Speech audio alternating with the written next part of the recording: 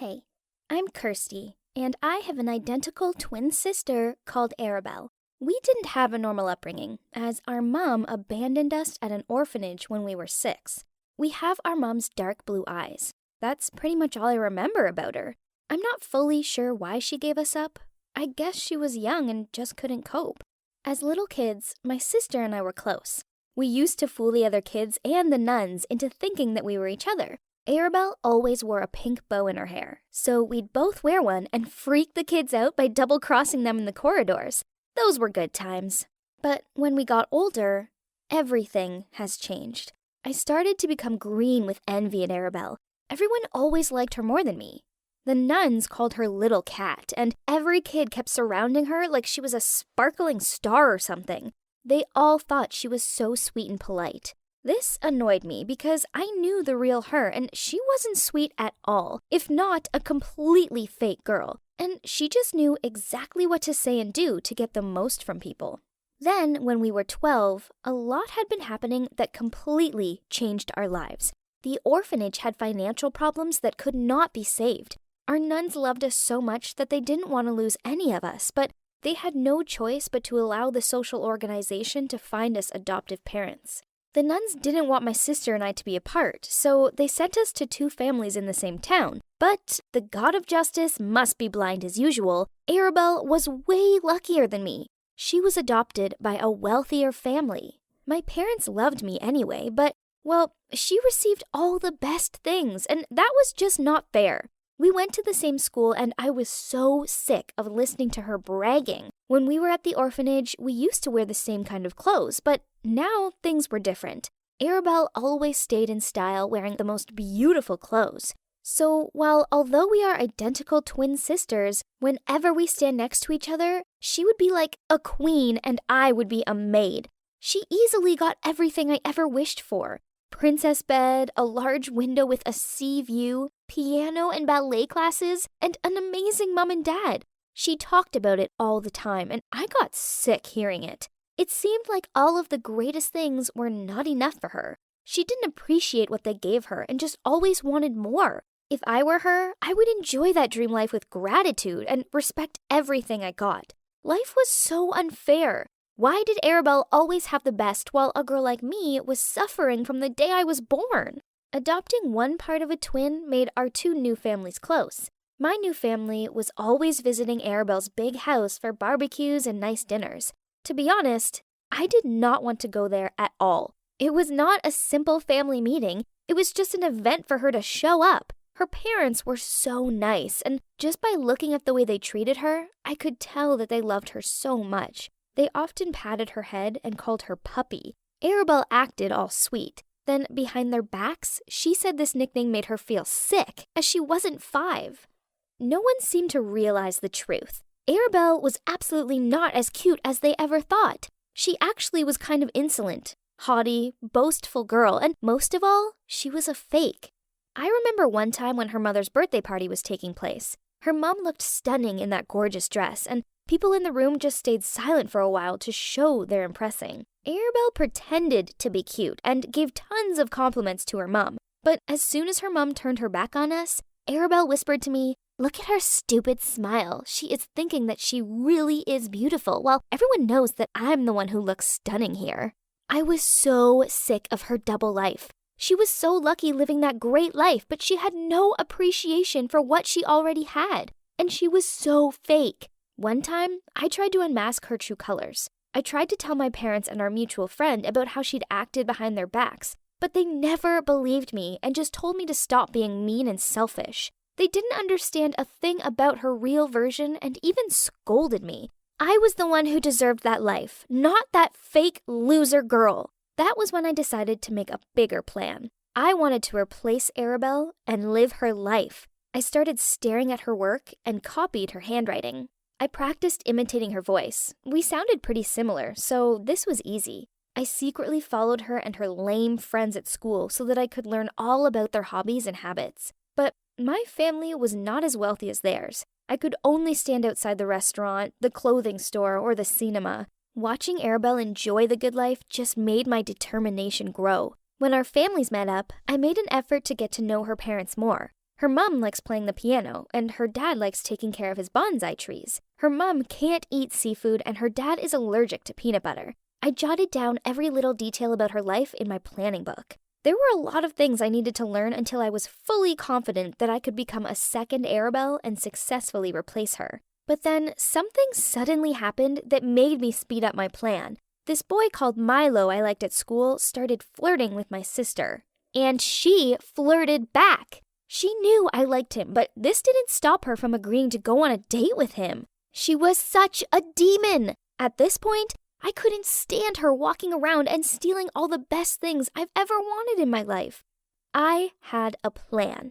Back when I was in the orphanage, there was a man who often came to us and said impolitely to the nuns that they should sell him some children to solve their financial worries. Of course, the nuns refused him and kicked him out. He continued to come over a couple of times, and once he gave us his phone number, saying that if any of us got into trouble, we could find him. Then the nun showed up and threatened to call the cops. Well, that was the last time I saw him.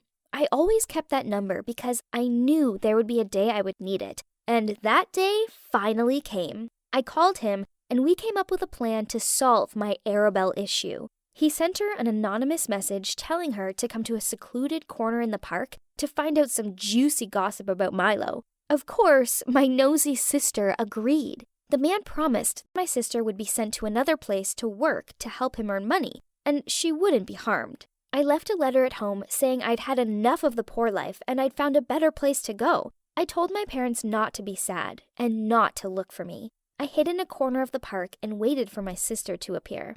Then, when they took her, I could easily hop into her life and replace her. There would be no more Kirsty anymore, as I would perfectly be back as Arabelle. Well, the better version of her. Suddenly, I saw a black car stop in the distance. 2 tattooed guys got out of the car. I could see guns in their back. They stopped for a moment to wet a hanky with some liquid thing. This didn't feel right. I knew that this was going way too far. They would hurt my sister, and I was the one who was participating in this sin, and I knew that I would live in guilt for the rest of my life if I ever let it happen. I immediately ran out from where I was hiding, grabbed my sister's hand, and pulled her away. I heard their footsteps right behind us, so I ran as fast as possible to the crowd of people and screamed loudly at the same time to let people around pay attention to us. The other 2 men probably gave up when we ran into the crowd. After we got back to her home, I told her that I happened to be walking past and overheard the guys saying they were going to kidnap her. Then I just ran to reach her as fast as possible without thinking. She hugged me and thanked me for saving her life. She said that she always thought that I didn't like her, and she used to feel that way about me, too. Wow, that moment she came clear that she used to think that I was just a gross, dirty girl and didn't deserve to be around her, and she from time to time tried to pretend herself in front of me just to make me jealous. She was so sorry for her selfish mind and promised to change her character for me. I also told her that sometimes I became so mean because of envy, but facing this dangerous situation made me realize how much she means to me. And I will not let jealousy blind me anymore. Turns out, living a great life was that simple. We just need to talk straight and openly with each other to solve the problems between us. As for my parents, they read the letter I left them and got upset. We had a good talk, and I realized I was being the ungrateful one. Yes, so they didn't have as much money as Arabelle's family did, but they were good people who cared about me. Arabelle hadn't been the only selfish one. I'd been selfish too. Life's good, and Arabelle and I are getting on better than ever. Still, the guilt from what I planned eats me up. Should I come clean about what really happened, or should I keep it a secret and carry on like normal? I mean, it's not like anyone was hurt, right? Finally, after an 11-hour flight, I arrived at LAX, Los Angeles International Airport. It's awesome! I can't wait to see my mom. You see, my dad's French and my mom's American. We used to all live together in France, but then they split up and Mom moved back here. Of course, I've talked to her on FaceTime and stuff, but this will be the first time I've properly seen her in 5 years. I haven't visited before because Mom's a super successful businesswoman and she works really hard. That meant she wouldn't have the time to provide me with the attention I needed. But now that I'm 16 and I can look after myself, I'm finally able to visit. So Thanks to my dad and stepmom for my plane ticket birthday present, I'm now in sunny LA for a whole month. Not only do I get to spend time with Mom, but I also get to chill out in her enormous villa. Ah, bliss. But first, let's get all my luggage, then find a taxi to my mom's. Yeah, unfortunately, she couldn't come to pick me up since she had some work to do. But no problem, I can handle this myself. Okay, maybe I spoke too soon. It's been half an hour and my luggage was nowhere to be seen. Then, this handsome guy approached me and said, "Hey, looks like your luggage has gone AWOL. Do you need any help?" Cute and helpful. I could totally get used to US guys. I showed him my ticket, and turns out I was waiting at the wrong carousel. Oops. After guiding me to the correct one, this guy, whose name I found out was Zach, even pulled my luggage down for me. But one of my cases got stuck and burst open, causing everything to tumble out. "Girl, it's not your lucky day, is it?" He burst out laughing. Oh well, at least it wasn't all bad. I mean, a cute guy had rescued me, right? He helped me pick up my things, then he offered to drive me to my mom's house. After some 30 minutes, he began to slow down.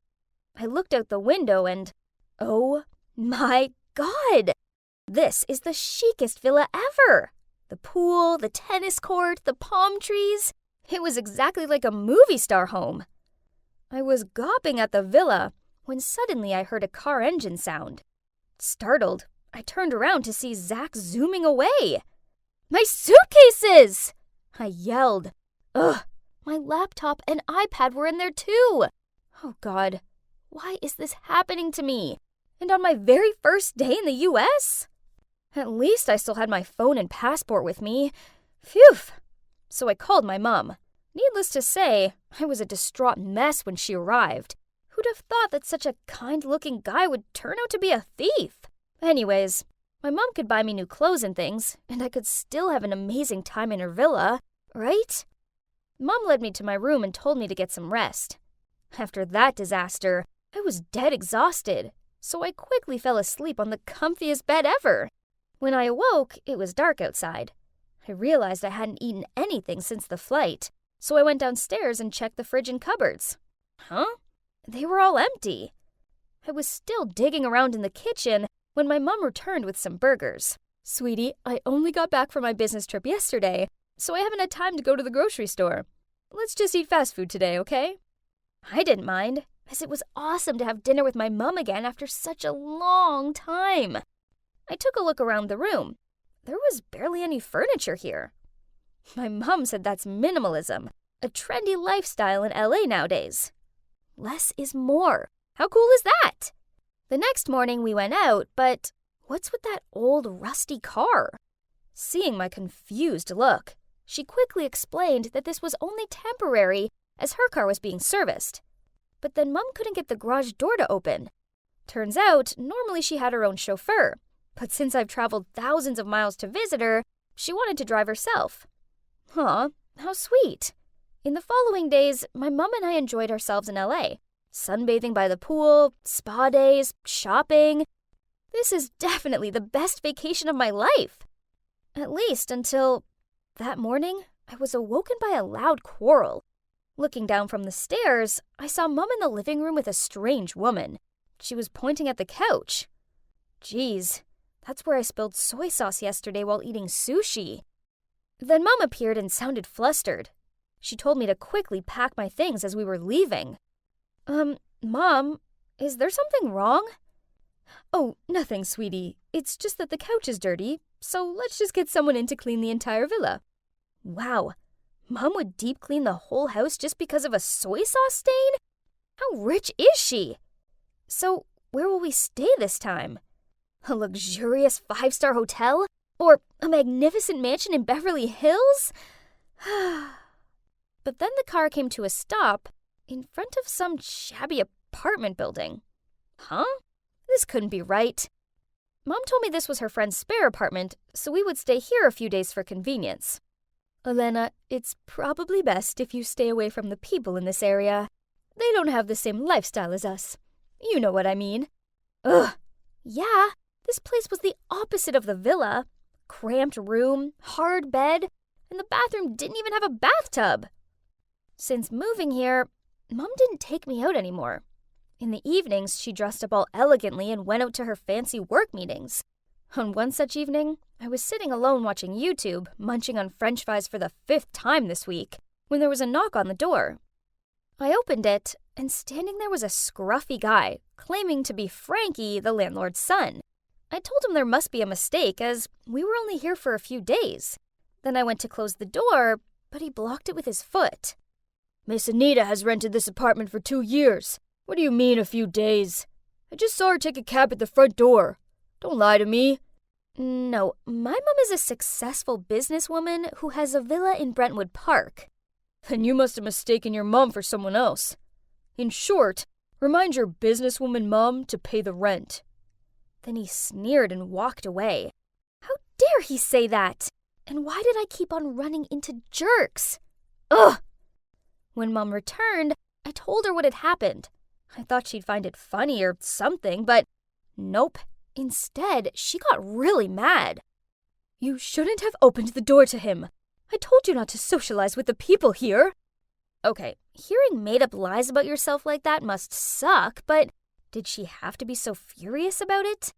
The next morning, I was drinking tea on the balcony when suddenly I saw a familiar face passing by down the street. My God, it was the jerk from the airport, Zach! "That thief!" I shouted, rushing down, but when I got there, he disappeared. I was still exasperated when a voice came from behind. "What on earth are you doing screaming this early in the morning?" I turned around to see Frankie leaning against the wall with his arms folded. "None of your business, swindler." "Huh?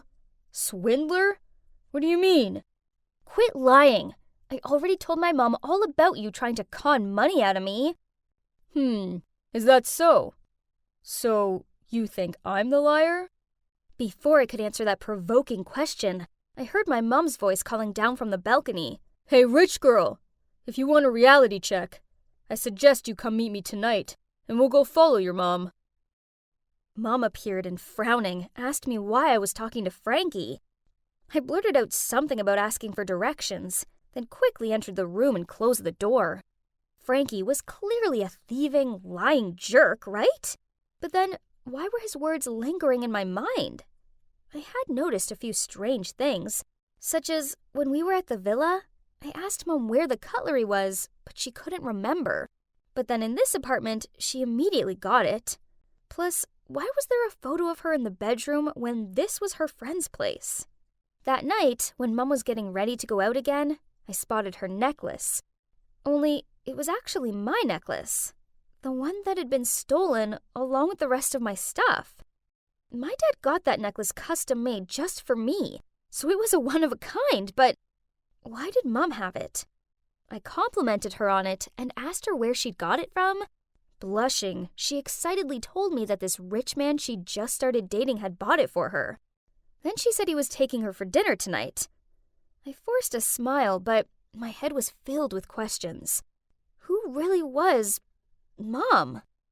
I secretly followed my mom down the street. Suddenly, a hand patted my shoulder. "Let's go." I turned around and it was Frankie. Without saying anything, I nodded and quickly got into his car, and we followed Mom's taxi. Hold on. Isn't that the villa we stayed in before? After a while, a luxury car arrived, taking my mom to a nearby expensive restaurant. We peered through the glass wall. There she was. My mom was sitting there, smiling and talking with some man in a suit. Was she pretending to live in that villa to trick that man? Was my mom a gold digger? I couldn't watch any more of this, so I pulled on Frankie's arm. But weirdly, he seemed to be as shocked as I was. Wasn't this your idea? So why the pale face? He just shook his head and took me home. We waited in the apartment for Mom to return, and oh boy, it was tense. Around midnight, we heard the door open, and Mom walked in and looked at us in alarm. She started shooing Frankie out of there, but I interrupted her. Mom, I know everything. You've lived here for 2 years. You're poor, and you scam rich men. Sweetie, it's not like that. Please calm down and I'll explain everything to you. So it turns out, after divorcing my dad, she was determined to go back to the US and succeed at business. But she failed, and she was so embarrassed she lied to me and Dad. Then when she heard that I was coming to visit, she spent the little savings she had on renting a swanky villa for me. But when I accidentally spilled soy sauce on that expensive couch, she couldn't afford to fix it, so we were kicked out. As for the man I was with tonight, I ran into him while walking outside the villa. He's rich and nice. He likes me and I like him too. But what about that necklace? Mom, it's actually mine. It was in my stolen suitcase. My mom gave me a confused look, but before she could say anything, Frankie blurted out, "That man's a fraud." Mom and I gaped at Frankie as he turned to me and said, "I'm sorry, but I think you guys need to know the truth." Then Frankie told us how that man was none other than Zach's dad. After taking me back to the villa, Zach figured my mom was rich, so he persuaded his dad to come and flirt with her. But how did you dig up the dirt on these guys? Because I know Zach. When I saw Lana chasing him, I knew he'd stolen from her. But he's my friend. Great, so you've both been lying to me. Then I rushed into my room, locked the door, and burst into tears.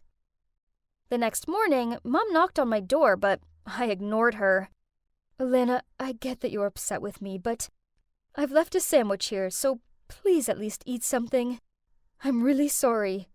Just wanted to be the perfect mother for you."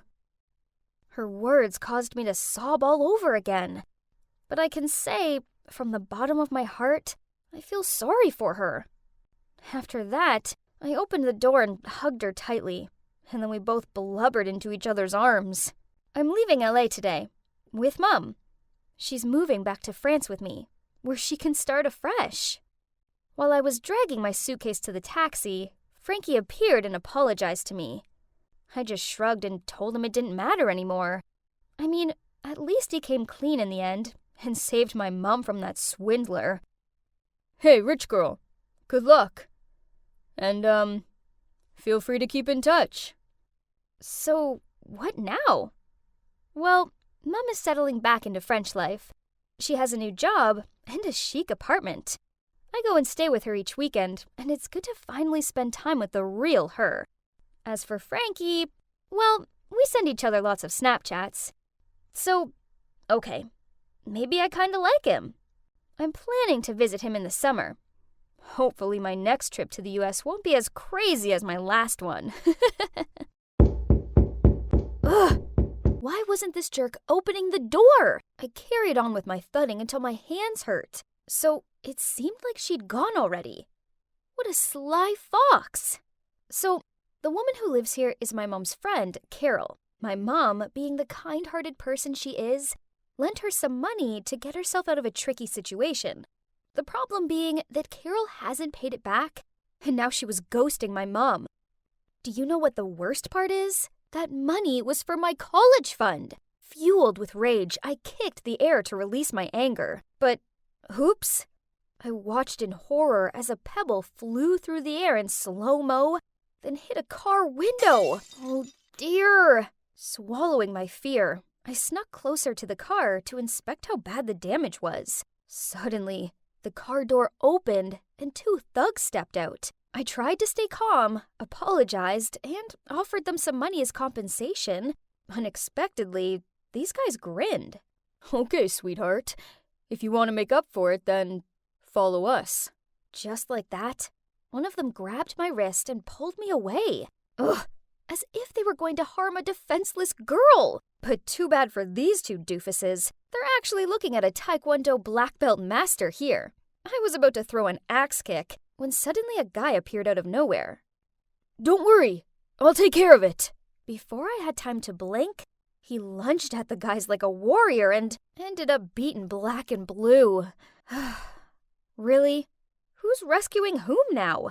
Without hesitation, I threw a few kicks that made the two thugs turn pale.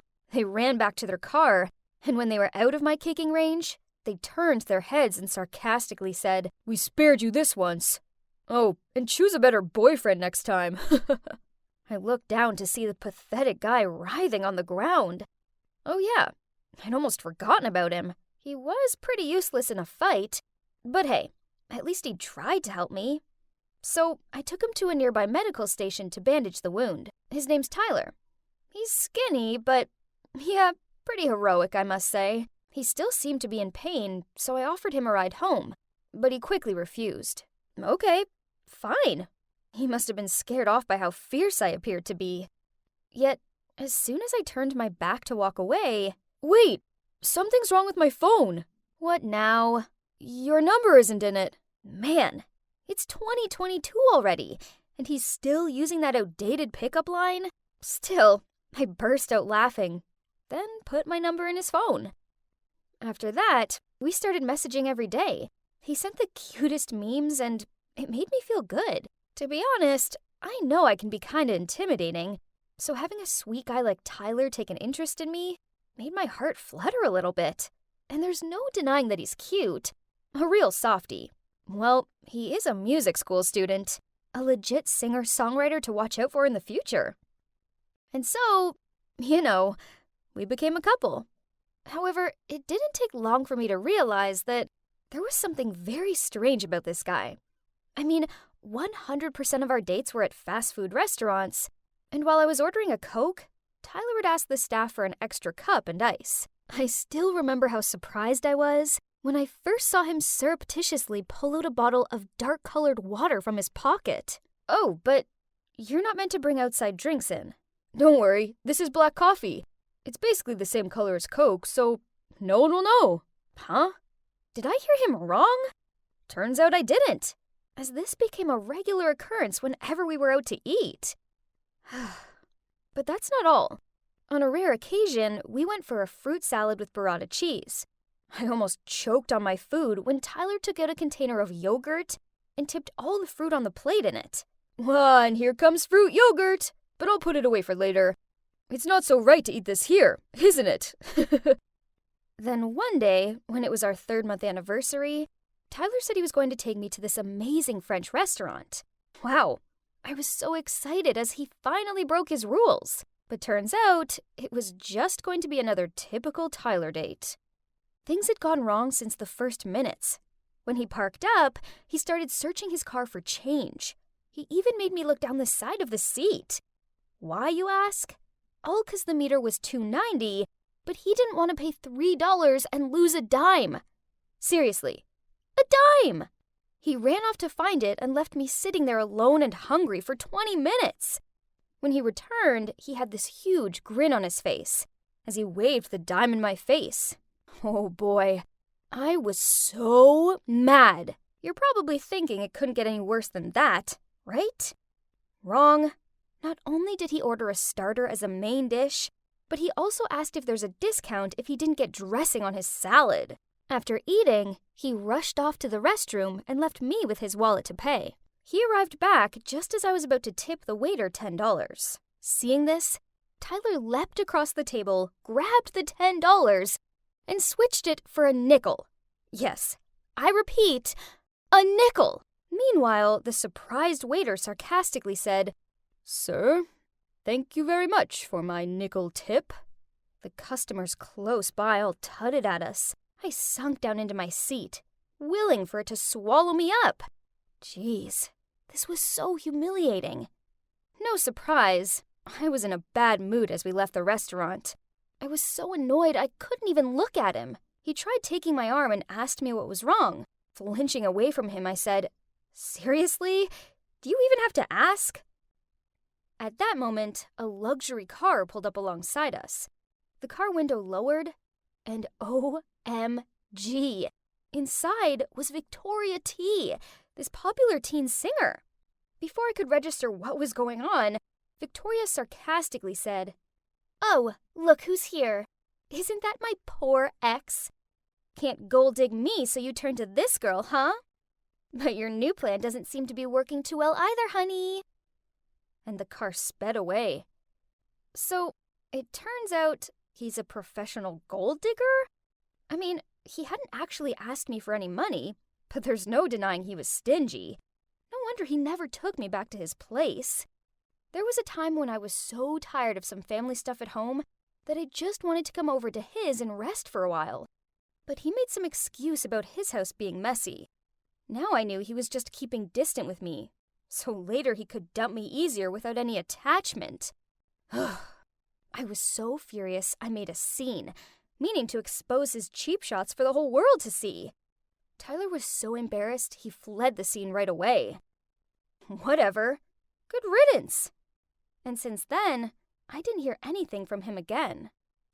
But, to be honest, I also felt a bit empty not having him around.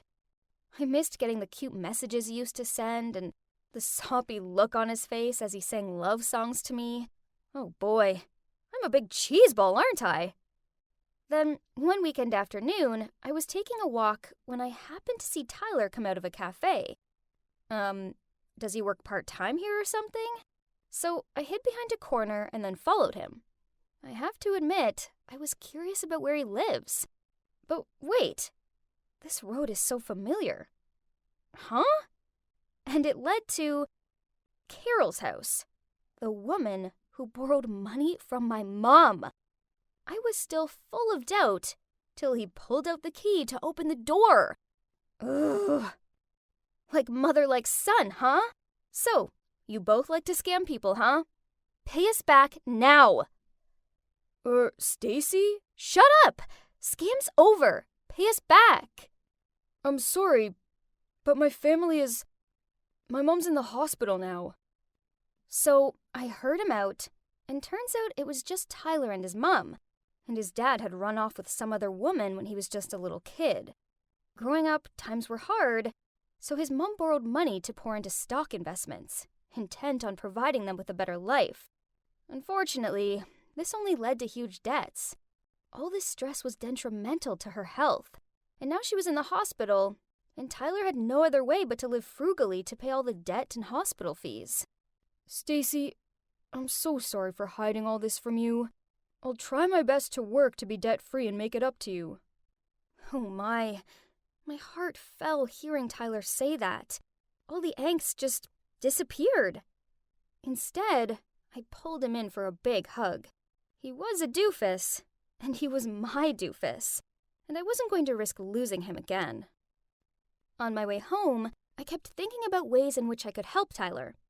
Suddenly, the wind blew a poster across my foot. A city's television singing competition, with the prize up to $20,000. That's it, Tyler. Why not? This was definitely a sign. I sent Tyler a picture of the poster and told him he had to join.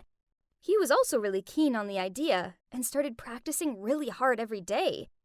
He texted me each time he finished practicing, sometimes even at 2 or 3 a.m. The big day arrived. Tyler looked so cute in the suit I'd arranged for him. When he hit the chorus, our eyes met, which made me feel so sentimental. But out of nowhere, Victoria got up on stage, snatched the mic from his hand, and said, "My apologies to the audience, but I have to expose this person. He and his mom manipulated people into giving them thousands of dollars, then never paid them back. This kind of man doesn't deserve to be here on the stage. He'll stain the whole competition." Vic, I appreciate your feelings for me, but I already have the one whom I want to protect. I wish you could find someone good for you and better than me. Ladies and gentlemen, it's true that my family is in debt, but we do not and never run away from this. No matter how tough our lives are, I still live true to my conscience and my passion for music. I came here with a pleasant and carefree attitude, so I don't care what people say about me. I just want to give all of myself to music and the audience. Thank you. And now, I'll carry on with the performance. And then, he started singing the song he wrote for me. At that moment, the music nerd was no longer there. Instead, there was a man with incredible inner power. I'm so proud of you, Tyler. Guess what happened next? Tyler won the first prize. I was bursting with pride. Then he immediately came to my house to give my mom the money. Huh? Please take it. Thank you for helping my mom when she had a hard time. Please find it in your heart to forgive her. She's sick and could use a good friend. Oh, but the thing is... So, turns out, Tyler's mom didn't borrow my college fund money. The two moms talked each other into stock investments. When they lost it, my mom didn't dare to tell my dad and me what she'd done, so she fabricated the whole lending money story. Ugh, Mom. Unacceptable. After that, the three of us went to visit Tyler's mom at the hospital and gave her the prize money to pay off her debts. She burst into tears. Then the two moms hugged and apologized for being so stupid that their kids had to deal with the consequences. Crazy, huh? But you know what? Thanks to all this drama, I found the one who was also the debtor of my life. Hi, I'm Addison, but all my friends call me Addie. I'm just an ordinary girl who doesn't have any particular talents, but there is one thing I do have. That is... Oh, why don't we just watch the video to see what it is? This is my older sister, Olivia. She's beautiful, isn't she? She's also an amazing singer and has a talent for art. She can pretty much draw anything. I mean, I don't know how my parents could have such a perfect daughter like her, then have me. But I'm fine with that. Olivia was all about winning trophies and medals, while I was happy with the ice cream and ton of snacks my parents gave me for getting a B on my math exam. Hey, Addie, my baby. Guess who's got some new trendy clothes? Oh, Mom, Dad, I don't like these things. Why are you buying so much? It's such a waste of money. However, Mom's desperate look made me cave, so I reluctantly grabbed a random item and went to try it on. Oh, it's a crop top. I stared at myself in the mirror. Okay, so my parents' dumbfounded expressions made their feelings pretty clear. I looked ridiculous. See, I told you already. I'm way too short to wear tops like this. Right at that moment, Olivia walked by. I immediately ran over to her. I think you should have this top. It'll bring out your nice figure. You'll look so cute in it. Mom shook her head. No, if Olivia wears this, everyone will see her navel. Isn't that the point of crop tops? Then Dad chimed in. Anyway, Liv, where are you off to in such a hurry? It's not that nonsense model club again, is it? Speaking of clubs, is the school dance club still recruiting? You should join. You'll get in for sure. My sister rolled her eyes, then left, slamming the door behind her. I loved my sister, but she just seems to find me annoying. She was like the ice queen, always shutting me out. She never allows me to borrow her clothes or to touch her stuff. And if I ever try to go into her room, she freaks out. It's not that she's mean as such, but she tends to act like I don't even exist. It's okay. I mean, I'm kinda used to it. I live my own life and she lives hers.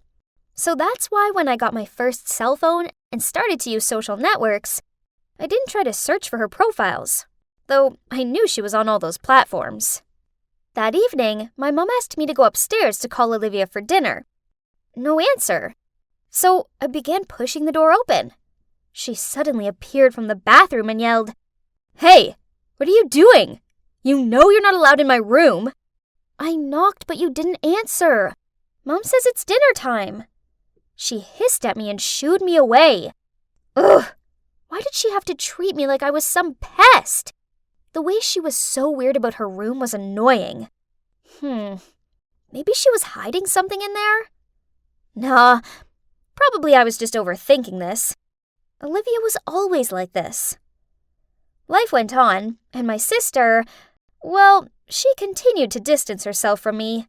But then one weekend, I walked downstairs to find her cheerfully humming a song as she danced around the kitchen. When she saw me, she smiled and said, "Morning, sis.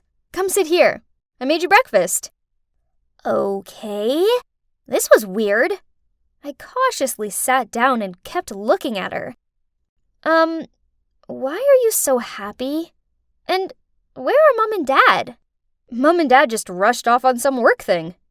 Then she put the plate in front of me, grinned, then continued. Mom made cookies this morning and told you to take them to Grandma's. Tell her I said hi. Oh, you're not coming with me? No, No can do. Sorry. I've got work to do. She continued to look at me, and I got the feeling she wanted me to hurry up. Before I'd even finished my toast, she passed me my jacket and bundled me out of the door. Having no choice, I made my way to Granny's while in deep thoughts about how odd this was. Until I realized that I didn't even have the cookie bag with me. I'd left it at home. Gosh!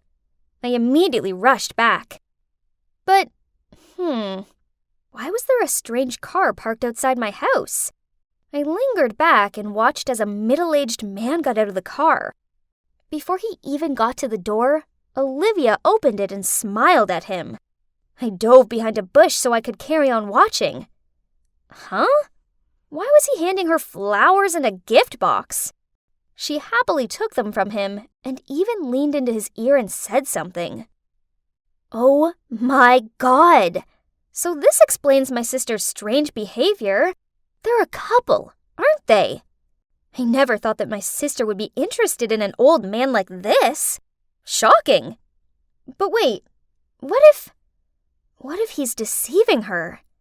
As Olivia may look sharp, but she's actually very innocent. If that was the case, I would beat him black and blue. But this was just my speculation. I can't hastily act without knowing the truth. So I decided not to let them know that I was there, and quietly entered the house through the back door to get the cookie bag. Later that day when I arrived home, my sister was back to her ice queen self. She was cooking in silence, so I told her Grandma said hi, and she just grunted, then carried on stirring her soup. I needed to find out what was actually going on. The perfect opportunity arose a few weeks later, when Mom and Dad went away on a weekend trip. I told Olivia I was meeting some friends for a picnic, but this was a lie. I actually hid in my faithful hiding spot and watched. As expected, the old man showed up and Olivia let him inside. The door was ajar, so I tiptoed inside and heard them laughing in the living room. I peeked in, and to my astonishment, my sister was sitting on the couch wearing the weirdest outfit ever. It was those kinds of clothes that only catwalk models wear.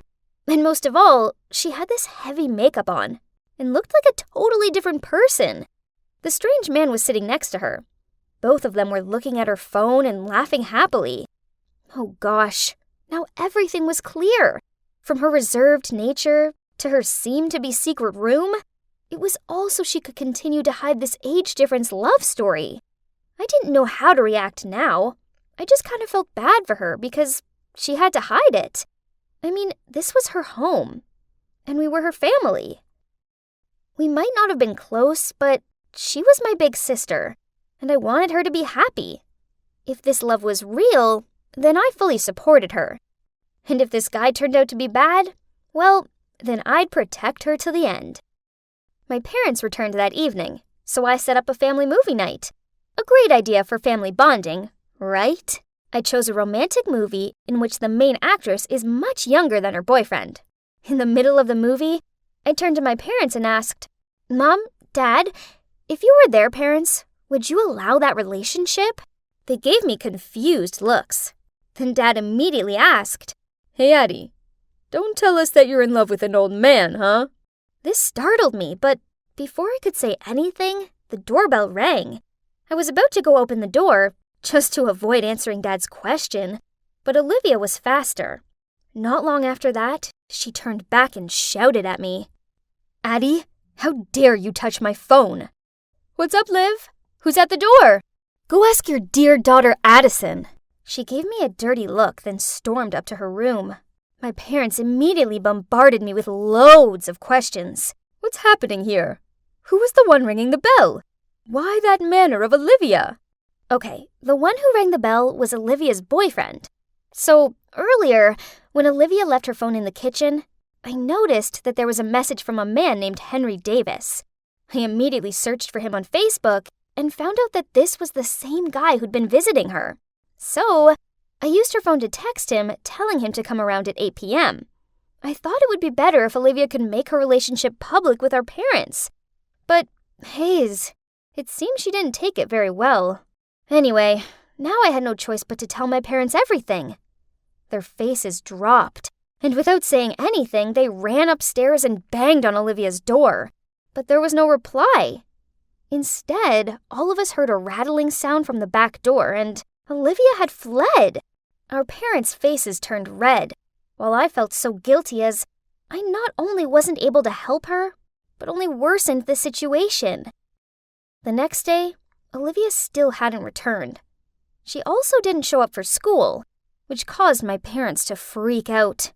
Then I suddenly thought of Henry. Right, why didn't I think of asking him from the beginning? So I immediately contacted Henry and asked him to help find Olivia. That afternoon, when I just got home from school, I saw Henry driving off. There was a note stuck to the door saying Olivia was fine, with an address below, and it also said if we come there at 9 a.m., we'll see Olivia. The next morning, we showed up earlier than scheduled. Huh? It was a studio, and just like Henry said, Olivia was there. She looked so glamorous and was so busy prepping for a photo shoot that she didn't seem to notice us. Henry welcomed us and started explaining everything that made my parents, as well as me, speechless. Turns out, the truth was far from what I thought. He was not her boyfriend. Instead, he's her manager. He saw Olivia's potential and guided her to become a photo model and a TikToker. The flowers and gifts were from the brand she was working with. And the other day, she wore that outfit and makeup for a TikTok video. After the shoot was over, we walked over to her. But she took one look at us and ran away. I managed to catch up with her, then said, "Sis, why didn't you just tell us the truth? We're your family. We'll always be on your side." On my side? Really? You have no idea what it's like to be an outsider. It doesn't matter how many competitions I win.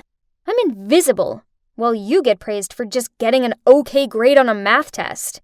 I want to be a model, but they don't want that for me. They want me to be miserable. I'd rather leave that house to do what I love. I was dumbfounded, and so were Mom and Dad, who by this point had caught up with us and heard everything she'd just said. Dad hugged Olivia, then in an emotional voice said, "Olivia, it's not that we forbid you from doing what you want. We were just worried for you. We just know that this industry can be complicated, and we don't want you to get hurt." "That's right. And it's not true that we love Addie more than you. You just excel at everything, and we just didn't want Addie to feel insecure. We're really sorry, Olivia. We all love you." "Oh no, Mom, don't worry. I never felt that way. Actually, I've always admired Olivia, and it made me sad when she ignored me." Olivia burst out crying, and our whole family hugged each other tightly. Sorry to interrupt, but you must have had some idea about Olivia being an internet star already, right? I mean, it's easy to tell from her social networks. I shyly said, I don't follow any of her accounts. I thought she just wanted me out of her way." Henry then patted my head and showed us Olivia's social media accounts. And wow, she had millions of views and followers. We all watched some of her TikTok videos together, and she totally rocked it. Seeing how much this meant to her, my parents came round to the idea of her being a model, and they even thanked Henry for helping her. Then Olivia came closer to me. "Hey, Addie. I'm sorry for being so cold in the past. Turns out, you love me so much and will support me regardless. At least now if I really fall in love with an old man, I don't have to worry, right?" Then everyone laughed. Oh, even though my plan didn't, well, go exactly as intended, I still call it a success, because it all ended out great in the end. You thought it was all finished, huh? Nope, not yet. There's one more thing I want to show you guys. That night, for the first time, Olivia let me go inside her room. Wow, it was like a mini studio with expensive flashlights, a ring light, and a camera. And her clothes and makeup collection were super impressive. Oh, do you remember what I said at the beginning of the video about being an ordinary girl? Well, that hasn't changed. But now I can confidently say that there is one thing I do have, and that's an awesome big sister who loves me unconditionally. She's so pretty, just like a real-life Barbie. I wish my hair was as shiny and blonde as hers. This is what people think of me. But all I ever wanted was just to be a normal teenage girl, like everyone else. You see, ever since I was little, I stood out with my platinum blonde hair and turquoise eyes. People have always said I look like a Barbie. Hey, some of them even call me Barbie. My mom's always been super proud of my looks. She used to put me in princess dresses and sign me up for kids' talent shows, which I more often than not won. This led to media attention, and soon I was invited to model for some big brands. Back then, I was super excited about this. I loved all the praise and pampering, but unexpectedly, it was that early fame that made me gradually lose my freedom. Nora, go get dressed, quickly. I'm not showing up late for Anna's party. Yes, Mom, I replied as I reluctantly grabbed the clothes my mom had laid out on my bed. Nora, your natural hair is so beautiful. Before I even had a chance to reply, Mom was in there bragging about my natural blonde hair. Natural? Yeah, right. So it has nothing to do with the fact Mom makes me bleach it once a month? She made a huge deal a few months ago when she noticed my hair beginning to slightly darken. Then Mom dragged me from person to person, boasting to them about my achievements. Ugh! This was so tedious. So, when she was absorbed in convo with some guy, I sneaked over to the food table and grabbed a slice of cake. I was about to put it in my mouth when suddenly, from behind, my mother's stern voice resounded. Nora! Put that down this instant! Huh? It's just a small piece of cake. I was hardly going to balloon up after eating it. Then, without giving me time to argue, she snatched it out of my hand and said, Eat that, and you'll have to skip dinner and do cardio for 1 hour to burn all those calories off. Do you still want it? Geez, there's no point arguing with Mom. So I grabbed my drink and went to the corner of the room. I was fiddling with my glass and feeling totally fed up when suddenly a guy came up to me and almost caused me to spill my drink. Oh my God, it's Philip, the hottest teen model in the scene right now. Sorry, are you Nora? I've heard a lot about you, but why are you standing here all alone? It's because I'm not really into parties like this. So we're the same. Then we started chatting, and before Philip left, he asked for my number. After that, he texted me every evening. Talking to him was so much fun. He was just so sweet and thoughtful, and he always sent me the funniest memes. How cute! One day, while we were chatting, he texted me, Can I invite you to dinner? Let's say tomorrow evening? Was he asking me out on a date? Yay!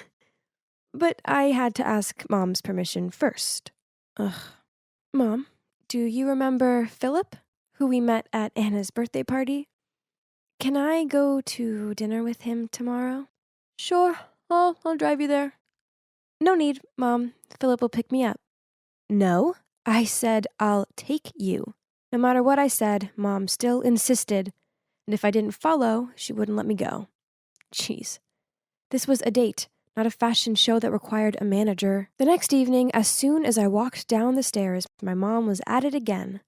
Oh my, what are you wearing? Before I had a chance to reply, Mom pulled me into my room, took out a bodycon dress, and said, You put so much effort into looking this way, so you may as well flaunt it.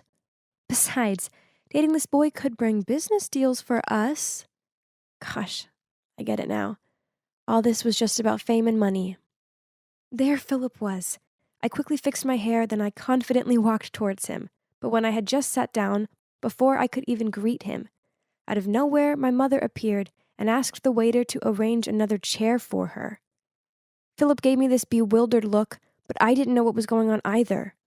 Mom, what are you doing?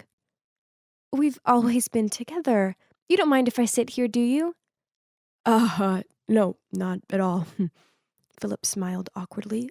Ugh, this was so embarrassing. When the waiter appeared with the menus, I was actually glad of the distraction.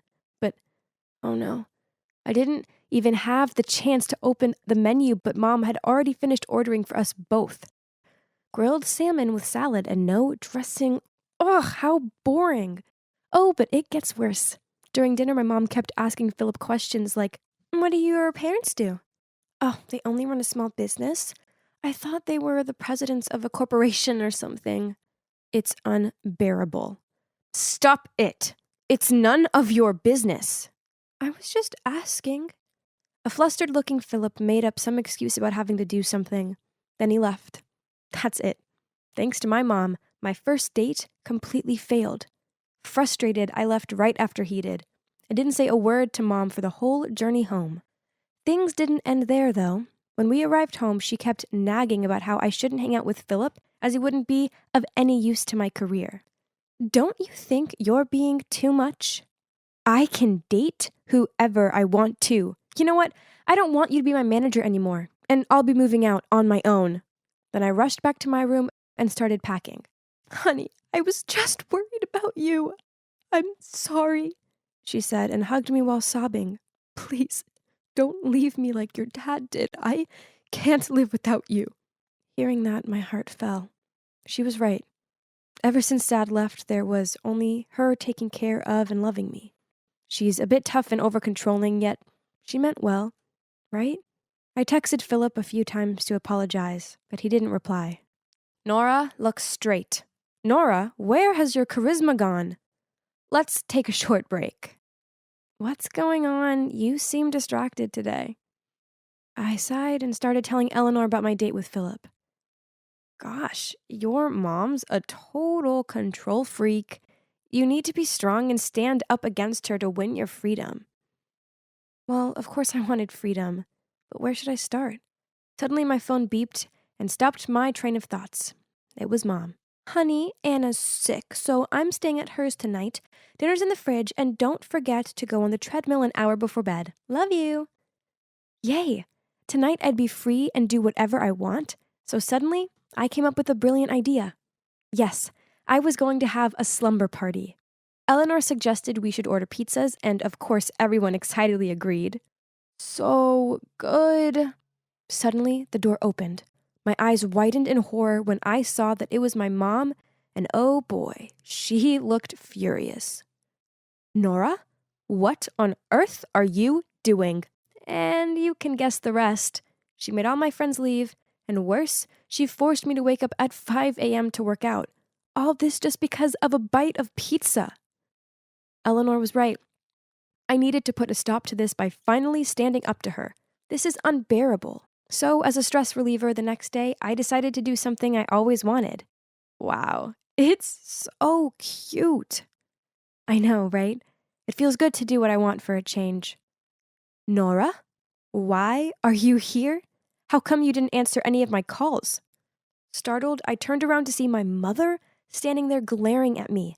I quickly covered the tattoo on my wrist with my other hand, but it was too late. Nora, how dare you get a tattoo without my permission? Get back in there and get it removed right away. No, Mom.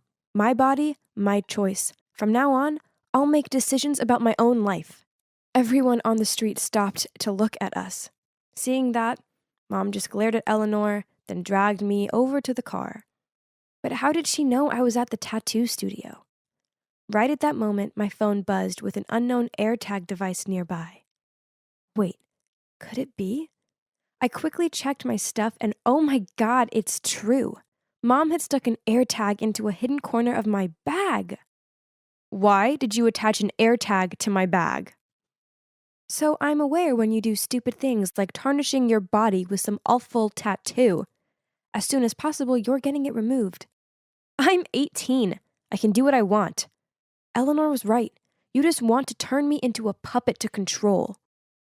I knew it.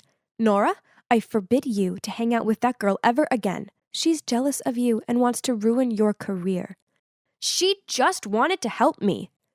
Your behavior isn't acceptable. Then she pulled me into my room and locked the door. You can stay there until you see sense. I banged on the door and shouted till my voice was hoarse, but it was no use. 3 days passed. Mom still brought me food, but she refused to let me out. Oh no. Did she want to keep me here forever? I hurriedly called Eleanor for help, but it didn't work. Why didn't she answer the phone? Then suddenly I saw an article reporting that a model had spoken up about how Eleanor had been tricking her to steal her vedette spot for a famous designer's upcoming show. And that model was me? Impossible. That did not happen at all. And I have not been in contact with the press. Then a thought crossed my mind. Mom? That's right. As my manager, she must have said this to the media to defame Eleanor. Meanwhile, Eleanor must think it was me who did all this. Ugh, no wonder she was ignoring my calls. Angry and disappointed with Mom's behavior, I decided to confide in my Twitter. Unexpectedly, after only 20 minutes, my post was shared quickly and the hashtag #RescueNora was at the top of the search. But then my mom angrily came in and confiscated my phone. Don't expect someone to come here and save you. The next morning, I was awoken by loud noises from outside. Huh? What was going on? I went to the window and saw a crowd of people holding signs saying "Free Nora" and "Let Barbie out." But wait a minute. I spotted some familiar faces. Eleanor and Philip. They were holding a big sign saying, "We want to see Nora." Finally, under the pressure of the crowd, Mom was forced to release me. Honestly, I was grateful to the people who supported me, especially Eleanor and Philip. Thanks to them, I dared to finally break my mom's unreasonable control and grip and be myself. So, I decided to move into my own place. As for my mom, I want to forgive her, but it's hard. I just hope she realizes what she did was wrong. Then we can try to rebuild our relationship. Oh, and one more thing. From now on, I won't bleach my hair, just to get doll hair like before. I decided to keep my natural hair color. It may affect my modeling career, but so what? It's my natural hair, and I like it. Anyway, as you can see, life's good, as I have my BFF Eleanor and my boyfriend Philip by my side. I was taking an interesting-looking book from the bookshelf when suddenly I saw a face peering back at me. Wait a minute. Oh, God! Not him! I quickly hid my face behind a book, but too late. He'd already seen me. Duh. What was I thinking? Now I looked even more pathetic. You must be wondering why I was desperately avoiding this dude. Well, this wasn't just any dude. It was my ex-boyfriend, Owen. Talk about a day ruined. Oh, hi, Owen. I didn't see you there. Are you here by yourself? Oh no, I'm here with my girlfriend. There she is. Hey babe, I'm here. I turned around and, geez, my day just went from bad to catastrophic. How on earth did they end up together? Yep, I knew that girl. She's Mila, my stepsister. Oh, let me tell you about her. Actually, before we became stepsisters, Mila and I went to the same high school together, but we weren't close or anything. But out of the blue, my mom and Mila's dad somehow got together and soon got married. I tried being friendly towards her, but no matter what I did, she remained cold and unpleasant towards me. She even forbid me from telling anyone at school that we were family. And she started to compete with me for team tryouts, in tests, everything. Then one day, after a few months of living together, she informed our parents that she was moving in with her mom and switching schools. Why, you ask? Well, because she couldn't stand living with me anymore. I'm not gonna lie, hearing her say that hurt like crazy. All I'd been was nice to her. But fine, if that's what she wanted to do, then whatever. And like I said, that guy over there is my ex, Owen. We used to date when I was a sophomore and he was a senior. But then he dumped me for the most ridiculous reason ever. Well, back then, I was on a strict diet. Every time we went out for some food, I would order a depressing-looking salad, and Owen would order a delicious hamburger with fries on the side. So I always snuck a fry or two from his plate, and a couple of bites out of his burger. But I mean, sharing is something totally normal in a relationship, right? But, well, Owen didn't think so. So just like that, he ended things with me, then went away to college. But now he was back in town for summer break, and he was dating my stepsister. Ugh. Oh, hey Amy. Long time no see. Oh yeah, I hope you don't mind, but I'm with Owen now. Ugh, I hate her sarcasm! And did she have to latch onto his arm and stroke his hair? What about you, Amy? Are you seeing anyone at the moment? There was no way I was going to tell them I was single. That would be so embarrassing. So I flipped my hair, then started bragging about my awesome older boyfriend. A mature guy who has the face of a movie star and the body of a Calvin Klein model. Wrinkles started to form between Mila's eyebrows. In your face? But then Owen suddenly said, Great! How about a double date tomorrow night? What? Great idea, babe! I want to meet the lucky guy who stole my sister's heart. My God, they weren't joking. Ugh! I had no other choice but to agree. Darn it. Where was I going to find a handsome older guy by tomorrow?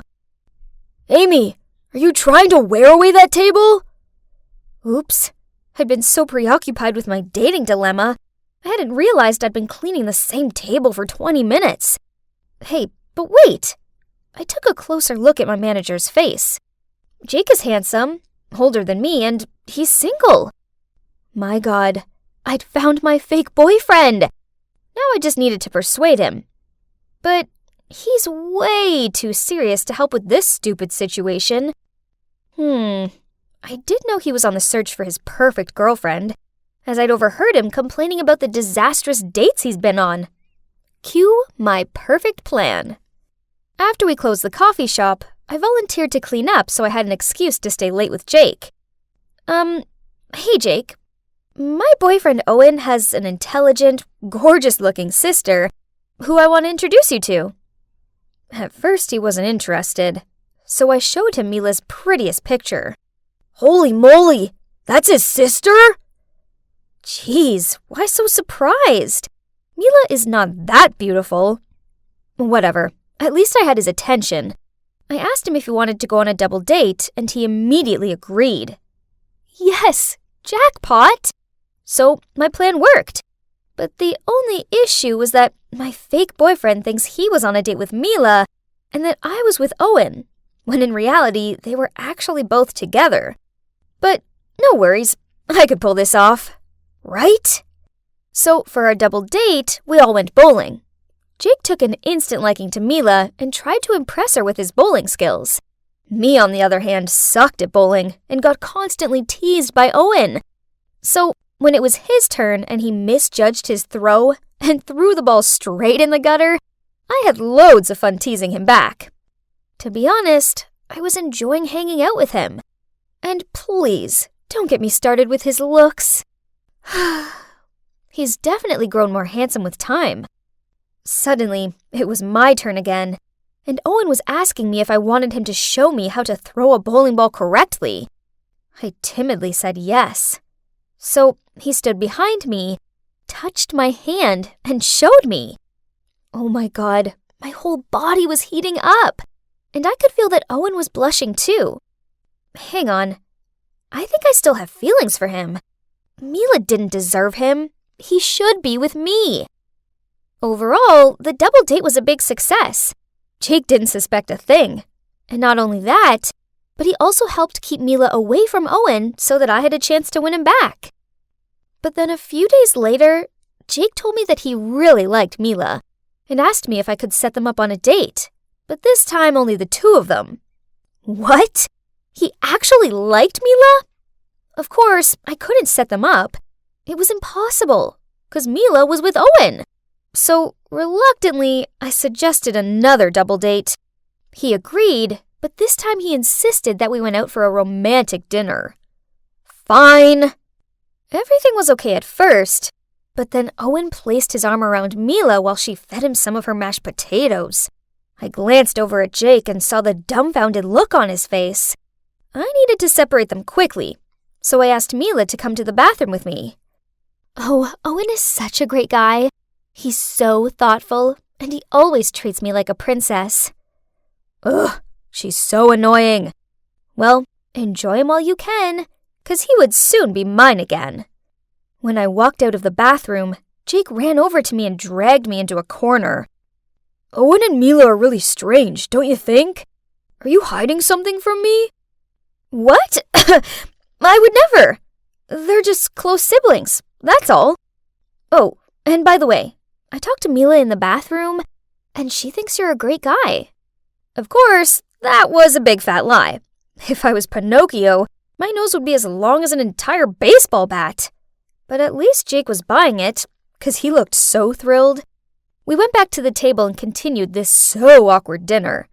Suddenly, Owen and Mila started calling each other Buttercup, Cutie Pie, and other disgusting nicknames. Jake and I just sat there with super awkward faces. Hey, Mila, you and Owen seem to be pretty close. Have you always been this way? Of course. We just can't get enough of each other, can we, sweet stuff?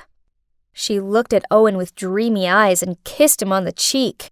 Yes, on the freaking cheek! I looked over to Jake and, yep, he looked so horrified, but maybe he hadn't figured out they aren't siblings. Ugh, who am I kidding? Of course he'd figured it out. After the double date, he yelled at me for tricking him.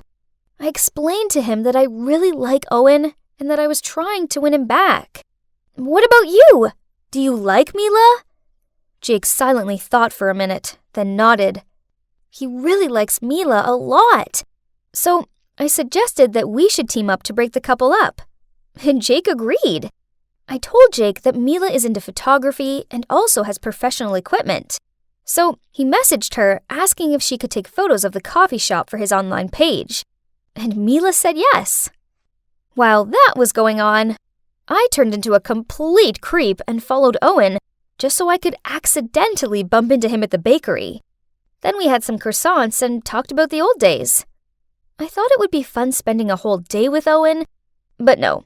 On the contrary, it soon began to get boring. Kinda annoying even. Turns out, his personality hadn't changed at all. He kept his food out of biting distance of me and still told the lamest jokes. Listen to this. What do you call a sad coffee? A depresso. Now I regret buying him that coffee. Maybe I should reconsider this. I mean, do I really want this boring guy back? Then he told me he was planning a special surprise for Mila, and he wanted to discuss it with me over dinner at his place. When I was in the kitchen helping him to cook, he suddenly lunged forward and tried to kiss me. Huh? What? I was so startled that I threw some carrots in his face. Oh my God. My plan actually worked and Owen had fallen for me. What about Mila? I thought this whole meeting was about a surprise for her. And that was when Owen came clean to me. He had no surprise planned for Mila. That was just a ruse to get me here. Also, turns out the time we met at the bookstore wasn't by chance. Owen had been stalking me. What? Creep! He also knew that Mila was my stepsister, so he purposely got with her to make me jealous. Amy, it's you that I love. It's always been you. What? Hearing him say that gave me the shivers. Well, now at least one thing's for sure. Any feelings I thought I had for him had 100% evaporated. Letting you go was a big mistake. Please come back to me. Mila means nothing to me. I don't care about her at all. Oh, wow. Owen is a massive jerk. How dare he take advantage of Mila's feelings like that? Ugh, I needed to warn her. But before doing that, I had to give him a piece of my mind. Let me make this clear. I only went on a double date with you guys because I didn't want to lose to Mila. Nothing else. May I remind you that you're the idiot that split up with me? Oh, and your jokes are really lame. And that's it. Owen just stood there with a bewildered look on his face, and I left. I ran straight to the cafe shop where Mila was and blurted out the whole truth about how Owen was just using her to make me jealous. I can't believe you're doing it again. What do you mean by that? Don't act all innocent. You're stealing my boyfriend again. Huh? What did she mean by again? Turns out back then, Mila had a crush on Owen. So, when Owen and I started dating, she got real mad. And that's why she was always so cold with me. I didn't know. I swear. If I knew that, I would never have dated him. Ugh, just stop. I know you can't stand losing to me. Just leave me alone. I don't want anything to do with you. I give up. Talking to her was pointless. But then Jake suddenly spoke up. Mila, she's trying to protect you. If she didn't care about you, then she'd just let you be with that jerk. But no, she told you the truth even though she knew you'd probably react like this. Because that's what sisters do. They protect each other. Mila fell quiet for a bit, but then realized Jake was right. So we sat together and had a long, serious talk. There were laughter, tears, and copious amounts of hot chocolates, but in the end, we finally seemed to understand each other. So that was it. After all the drama, Mila and I put aside our feud and made up. At first, Mila was kinda sad about what Owen did to her. Luckily, Jake kept her company, and she soon opened up to him, and their relationship developed. And now they're dating. Yahoo! About me, I may still be single, but I'm okay with that. The main thing is that after all these years of hating and competing, Mila and I made up. I don't have a boyfriend, but I have something better. I have my sister back. Now what better way is there to spend a Saturday afternoon than lying on the couch watching a feel-good movie with lots of snacks? I suppose I better get that. OMG. Who is this? He's the most gorgeous boy I've ever seen in my life. I stared at him in open-mouthed amazement, but then I saw him gazing back at me and realized I needed to say something. Hey, how may I help you? Hi, I'm Jaden. My mom and I have just moved in next door. Oh, in that case, welcome to the neighborhood. Jaden smiled as he held a box out to me. Was this a gift for me? Already? I took it from him and blushed out a thanks. I opened the box and saw that it was full of delicious-looking cookies. My mom baked them. She finds that people tend to be far more welcoming when it involves cookies. We chatted for a bit longer. Then he said he had to go and help his mom unpack. Aw, why did this moment have to end already? The next day at school, I couldn't wait to find my bestie Stella and tell her about my drop-dead gorgeous neighbor. But as it happens, she found me at my locker and immediately started gushing about this hot new boy. I needed to see how handsome this guy was. My chance came at lunchtime when Stella pointed over at the new boy who was currently being pestered by Anna, this stuck-up girl from class. I squinted my eyes. OMG! The hot new boy was none other than Jaden! I watched on as Anna fluttered her eyelashes at him, then flicked her hair behind her back. Ugh! She needed to give the flirting a break. It was so tragic. Suddenly, Jaden saw me, smiled, then hurried over to me. Hi, Laura. Oh boy, am I glad to see you. He leaned in close to my ear and whispered, That girl is kind of freaking me out. Please, can we get out of here? Then to my surprise, he took my hand and led me away. I could see the shocked look on Anna's face, and I couldn't help but smirk back at her. Ha! Take that, Anna. He's holding my hand, not yours. Then after school, Jaden and I walked home together. Turns out, as well as being the hottest guy on the planet, he was also really sweet and funny. Back home, I saw Jaden's mom, Cynthia, watering her window box.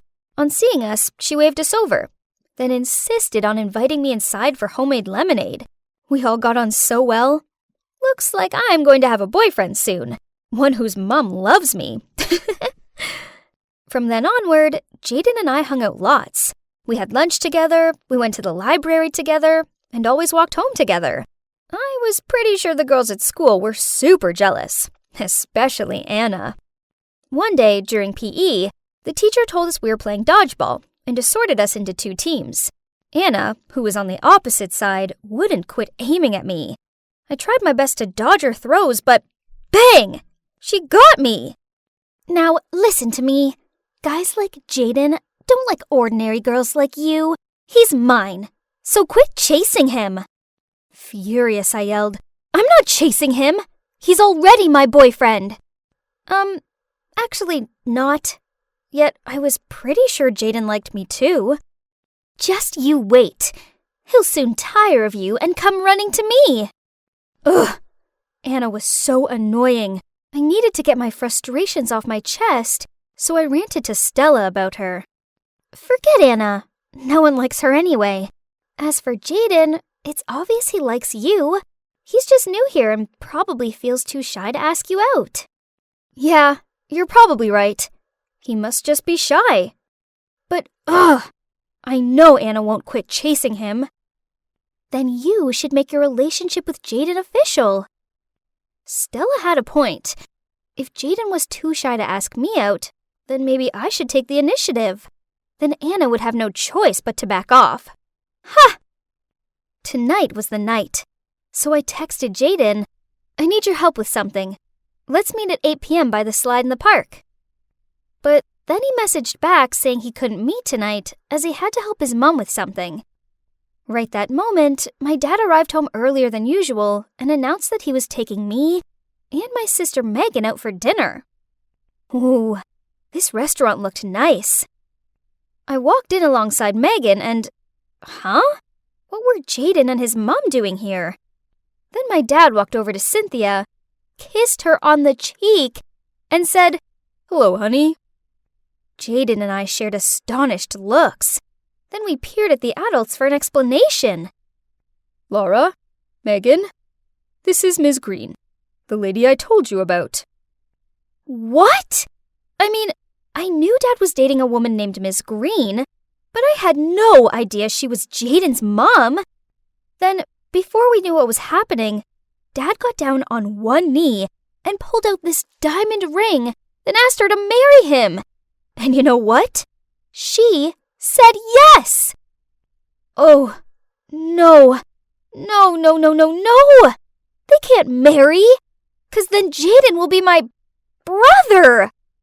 Megan looked delighted and hugged them both, while I stared at Jaden in bewilderment. Don't get me wrong, I really want my dad to be happy, but why her? And what about me and Jaden? After that, Cynthia seemed to always be at our house, baking cakes, humming while she dusted and cleaned up, and exchanging gooey looks with my dad. Ew. Then one day, she insisted that Megan and I went wedding dress shopping with her. She tried on this one dress and, yeah, okay, she looked pretty good in it. But when she asked me what I thought about it, I just shook my head and said, well, it's not very flattering, is it? She tried on several more dresses, but I managed to find fault with them all. Then, when I noticed how disheartened she looked, I patted her shoulder and said, Don't worry, Cynthia. You can always postpone the wedding until you find a suitable dress. She looked a bit taken aback, but then she just smiled at me and said, That's okay, Laura. I'm going to go with the first one. Ugh. Anyway, now the dress was chosen, so at least I could go home now, right? Wrong. As on the way home, we passed an arcade. Cynthia led us there and then excitedly challenged me to a game of air hockey. Then I said jokingly, Fine, I'll play, but if you lose, you don't deserve to be my mother. And guess what? She won! Ugh! And worse still, Megan wouldn't quit giving me dirty looks for the comments I'd made. Jeez, I was just joking. What is wrong with you today? I plopped down on the couch and blurted out everything. She'd take my side, right? Turns out, no, she wouldn't. What? You and Jaden aren't even official. But Dad loves Cynthia. They both deserve happiness, so stop being a brat about it. Then she stormed off to her room. Ugh, I feel like I'm going crazy. I have huge feelings towards Jaden, and I know he feels the same. So why can't my sister be mature enough to understand that and support me? I needed to vent to someone. Luckily for me, I had Stella. Why does no one care about my feelings? I can't be Jaden's sister. Sorry, Lara. I don't know what to say. Suddenly, from the nearby table came a lousy voice. So that's the reason why Jaden has to hang out with you? You're pathetic, Lara. Turns out we were so lost in conversation, we didn't notice Anna and her flock sitting at the table behind us. Actually, we've been into each other for ages. It's not our fault our parents made some dumb decision. Anyway, whether we can be together or not, it doesn't change the fact that you bore him so much that he'd choose watching paint dry over being with you. How dare you? She was about to grab my hair, but right at that moment, a hand stopped her. It was Jaden.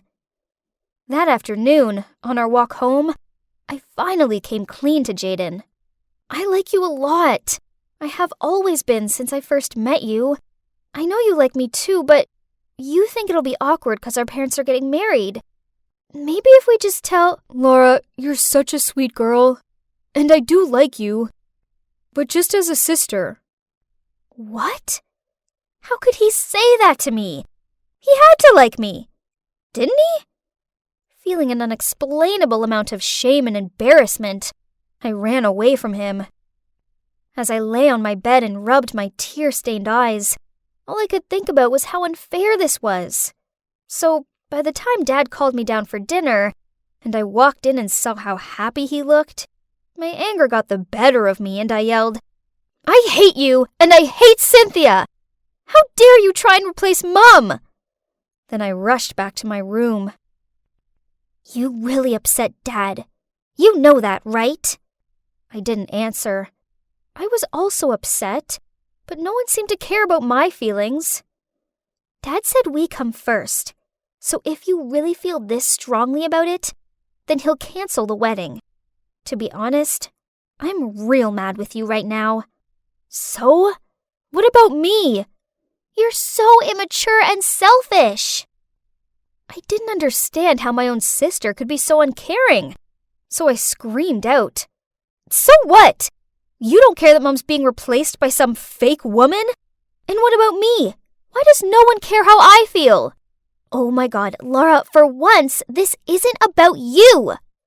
Megan rolled her eyes at me, then stormed off. Finally, everyone quit going on about the stupid wedding. But why didn't I feel good about this? Cynthia didn't seem to be coming round to our house anymore, and I noticed how Dad's cooking seemed to get worse and worse, until he stopped altogether and just ordered takeout. Meanwhile, Jaden wasn't anywhere to be seen at school. Stella asked around to find out where he was, and turns out he'd left, as he was moving back to his old town. No way! After school, I rushed straight over to his house and barged inside to find him and his mom packing. Are you moving away? Yeah. I moved here to settle down and start a new life with Randall, and this house is for Jaden's future. But the wedding's been cancelled, so... I quickly asked Jaden if we could talk outside. My mom's cried so much. Randall's her soulmate, and she can't stay around her if she can't be with him anymore. The most annoying part is that she agrees with him that the kids must come first. So, I hope you're happy now? Oh my God, what have I done? His words were like a stab to my gut. Oh no, this was all my fault. I was so obsessed with Jaden that I didn't stop to think about what was best for everyone else.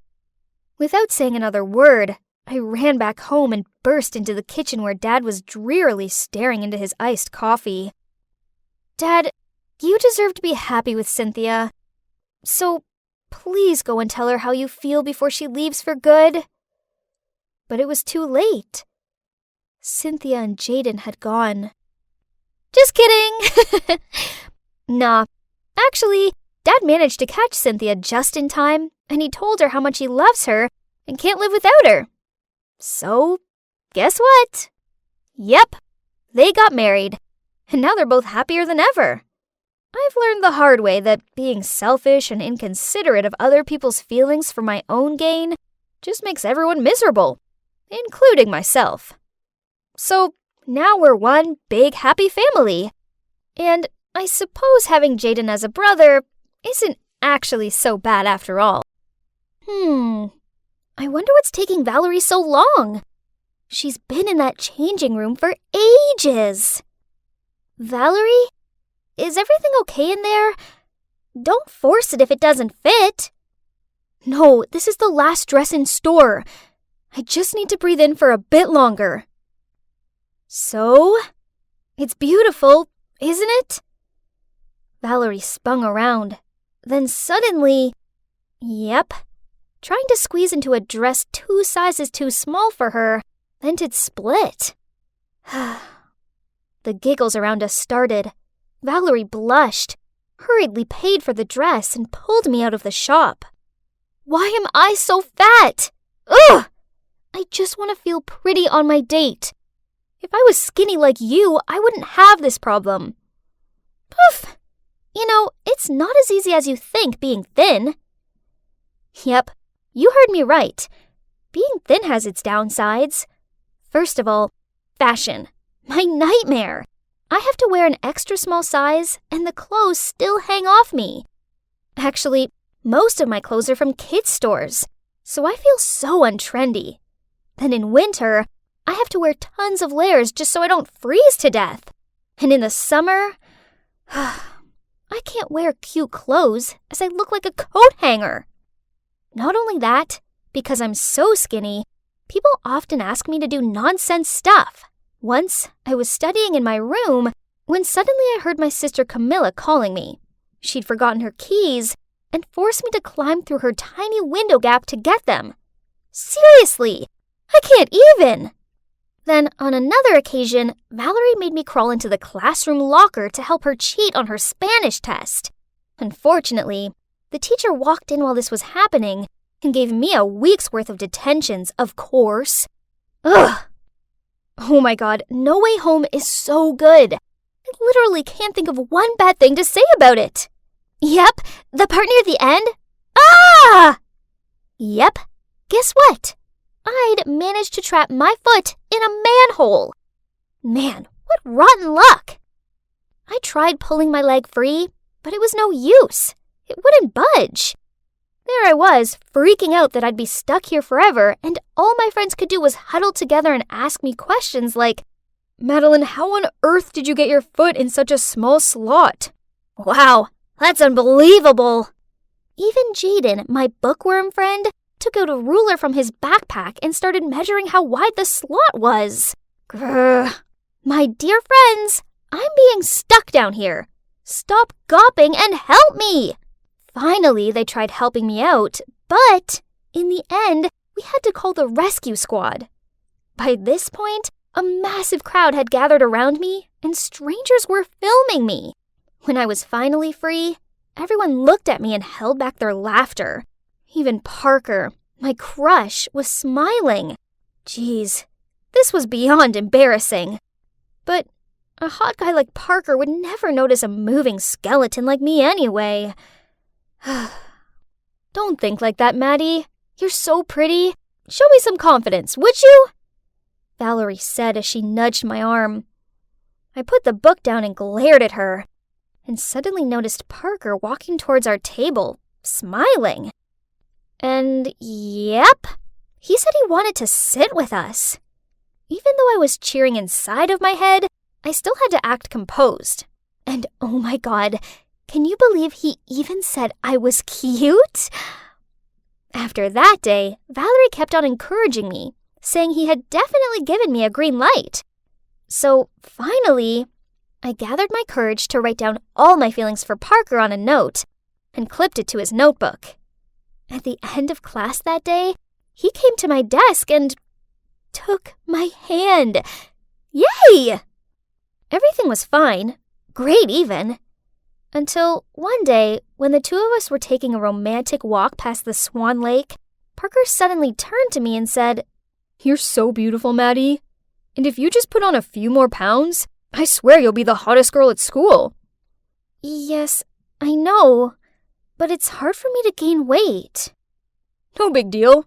Just leave it to me. I'll fatten you up. I thought Parker was just joking, but it turns out he was being deadly serious. Since that day, every time we went on a date, instead of taking me to the bowling alley and movies as usual, Parker would take me out to eat. I swear, I've tried all the restaurants in our town. More surprisingly, on my birthday, Parker even gave me a bouquet of fried chicken. How romantic! But this didn't change anything, as my weight still stayed the same. Parker was disappointed when he peered over me and saw the scales hadn't budged. Then he sighed out. How come you and Valerie are friends, but look totally opposite? Here comes our adorable, chubby Valerie. What? Parker called Valerie adorable again. This wasn't the first time either. Annoyed, I put down my fork and walked away from them. After that, I started avoiding Valerie. I did homework with other friends, sat with other girls at lunch, and every time I happened to see Valerie, I turned around and walked away. Honestly, I didn't want it to be this way, but just seeing her made me uncomfortable. But I couldn't bear to see my boyfriend call my BFF cute. Well, he thought I was too skinny. Then summer break finally rolled around. I thought it'd be just me and Parker, but then he went off to a summer camp in Spain. The plan was all ruined. So I spent a whole sunny day inside sulking. What's wrong? Are you bored because your lover is away? So why don't you take this time to surprise him when he returns? Surprise? A great idea popped into my head. But how do I get chubby? Easy peasy. Okay, if it's that easy, then show me. Okay, if you do my summer homework for me. What? She's such an opportunist. But I really wanted to pile on the pounds and please Parker. So, without hesitation, I nodded in agreement. So, from that day on, I started following Camilla's weight gain plan. I switched veggies for greasy foods, and my main meal was always late at night. I also changed water for milkshakes, but I did have to stop drinking them when the smell of milk alone made me feel sick. Seeing me eating crazy like that, my parents worriedly said, Madeline, eating healthily is important, else your health will be affected. But I ignored their advice. This time, I definitely had to gain weight. Finally, after a month of trying, I gained some weight. Yay! I looked a lot more attractive now, didn't I? I was studying myself in the mirror when I heard my phone beep. It was Parker. He was coming over tomorrow with a present for me.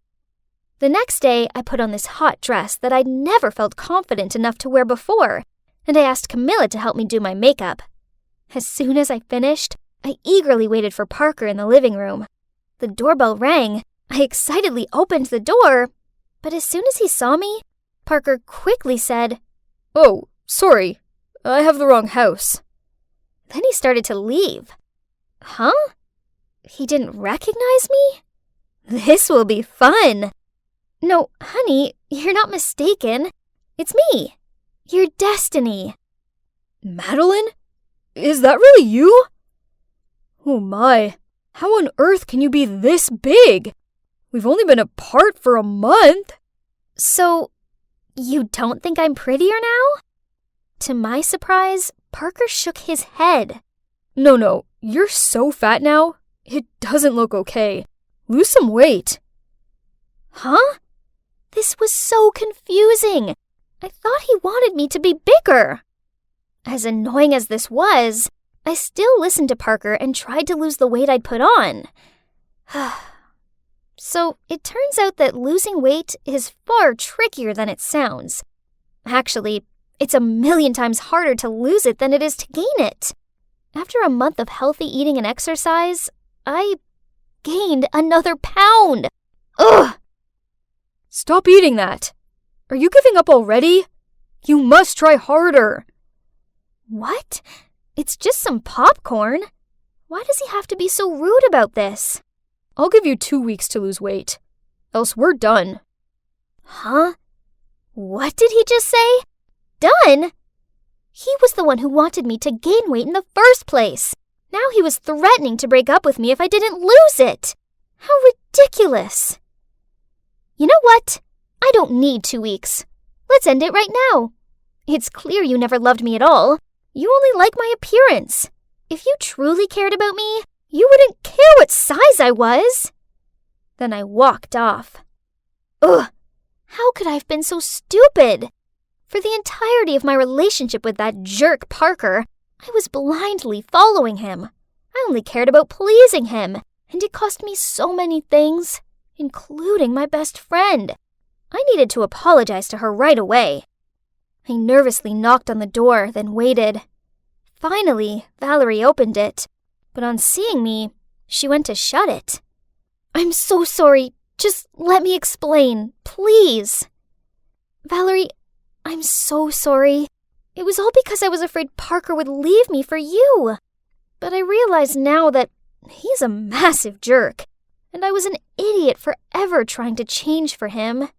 Jeez, you're crazy. Parker is totally not my type.